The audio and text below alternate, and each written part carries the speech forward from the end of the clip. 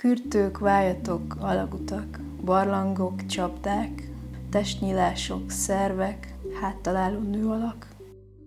Igazából ezzel azt próbálom szimbolizálni, hogy egy nő, aki mondjuk életkoránál vagy élethelyzeténél fogva elérkezett egy válaszúthoz, valami már véget ért, és valami új potenciálisan elkezdődik, és ebben az esetben ez a gyerekvállalásnak a lehetősége. Ez egy dilemma, egy ilyen átmeneti állapot, amiben ez a nő van, és az ő perspektívájából próbálom megfogalmazni az ezzel kapcsolatos, gyerekvállalással kapcsolatos gondolataimat, de főleg inkább érzéseimet, meg félelmeimet. A nagy festményeken pedig a szüléssel kapcsolatos testvíziókat próbálom meg ábrázolni, ezek nagyon intuitív képek.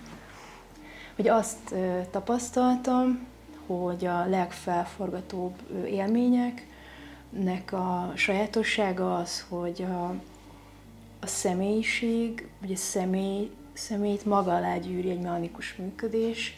Ennek van egy pozitív megnyilvánulása is, az a testnek a szülés során bekapcsoló mechanizmusai, amik maguk alá gyűrik a nőt, és ami egy ilyen negatívabban értelmezhető mechanikus működés, az pedig a medikalizált szülészeti ellátásnak a gépes működése, ami szintén maga alá gyűri az egyént.